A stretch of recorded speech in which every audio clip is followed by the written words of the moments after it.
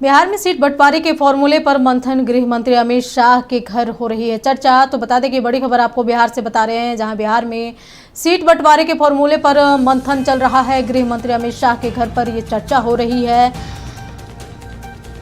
Bihar BJP core committee के नेता पहुंचे अमित शाह के आवास। तो बता दें गृह मंत्री अमित शाह के घर पर चर्चा हो रही है। बिहार बीजेपी कोर कमेटी के कई नेता बीजेपी अमित शाह के आवास पहुंचे हैं। वहीं बिहार प्रभारी विनोद तावड़े, प्रदेश अध्यक्ष दिलीप जायसवाल, मंत्री मंगल पांडे पहुंचे हैं आवास। संगठन मंत्री भीखू भाई दलसानिया, केंद्रीय मंत्री गिरिराज सिंह और सांसद राधा मोहन सिंह भी रहे साथ। तो बिहार में सीट बंटवारे के फॉर्मूले पर मंथन जारी है। बड़ी खबर आपको बिहार से बता रहे हैं, जहां के गृह मंत्री अमित शाह के घर पर चर्चा हो रही है।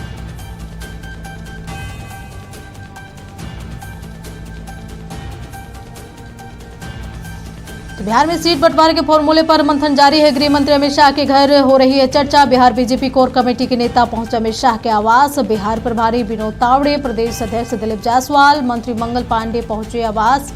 वहीं संगठन मंत्री भीखू भाई दलसानिया, केंद्रीय मंत्री गिरिराज सिंह और सांसद राधा मोहन सिंह भी रहे साथ।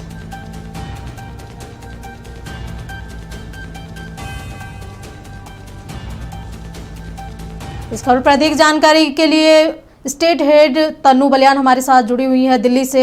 तन्नू, बिहार में सीट बंटवारे के फॉर्मूले पर मंथन जारी है। गृह मंत्री अमित शाह के घर हाई लेवल की मीटिंग चल रही है, क्या कुछ और अपडेट है?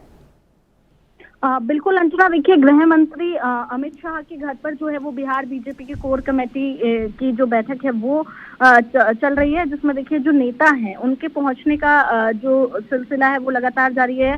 दिलीप जायसवाल पहुंच चुके हैं, मंत्री मंडल पांडे पहुंच चुके हैं, विनोद तावड़े पहुंच चुके हैं और वहीं देखिए संगठन मंत्री भीखू भाई दालसानिया जो है वो भी पहुंच चुके हैं और वहीं केंद्रीय मंत्री गिरिराज सिंह और सांसद राधा मोहन सिंह जो है वो भी पहुंच चुके हैं। तो लगातार देखिए जो पहुंचने का सिलसिला है वो जारी है और देखिए अब सबकी नजर जो है वो बिहार पर है, क्योंकि बिहार में जिस तरीके से चुनाव होने वाला है और उसके देखिए वोट शेयरिंग का जो फॉर्मूला है वो अब होगा, इसके लिए ये महत्वपूर्ण बैठक बुलाई गई है।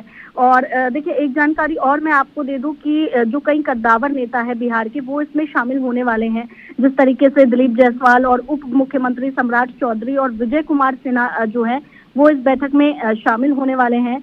और साथ ही देखिए इतना आसान भी नहीं है कि एनडीए के भीतर जिस तरीके से सीट बंटवारे का जो मुद्दा है ये इतना आसान नहीं होने वाला है। जो गठबंधन के सहयोगी दल है, जिस तरीके से देखिए चिराग पासवान की लोक जनशक्ति पार्टी हो गई, जीतन राम मांझी की हिंदुस्तान अवाम मोर्चा हो गई और उपेंद्र कुशवाहा की अगर बात की जाए तो उनकी पार्टी जिस तरीके से राष्ट्रीय लोक मोर्चा है, उनकी अपनी अपनी महत्वाकांक्षाएं हैं अंजना। और इन दलों के बीच देखिए सीटों का जो तालमेल है वो बिठाना बीजेपी के लिए एक बहुत बड़ी चुनौती साबित हो सकता है।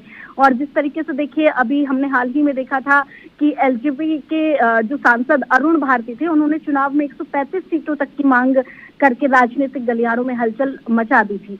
तो देखिए जिस तरीके से उन्होंने तर्क भी दिया था कि 2015 में उनकी पार्टी ने जो है वो एनडीए के साथ मिलकर 43 सीटों पर चुनाव लड़ा था और 2020 की अगर बात करें तो उन्होंने ये कहा था कि 2020 में 137 सीटों पर उन्होंने अकेले चुनाव लड़ा था। तो देखिए ये सब जो है वो बीजेपी के लिए चुनौतीपूर्ण होने वाला है, लेकिन आज देखने वाली बात होगी। हालांकि बताया ये भी जा रहा है कि अमित शाह प्रेस कॉन्फ्रेंस करेंगे जब ये मीटिंग खत्म हो जाएगी। तो इस बात पर भी ध्यान रहेगा कि जब ये मीटिंग खत्म होगी तो अमित शाह क्या कुछ प्रेस कॉन्फ्रेंस कर कहते हैं और किस तरीके से जो सीट है उनकी शेयरिंग की जाती है। अंजना, जानकारी के लिए आपका बहुत बहुत शुक्रिया। तो बता दें कि गृह मंत्री अमित शाह के घर हाई लेवल की मीटिंग चल रही है।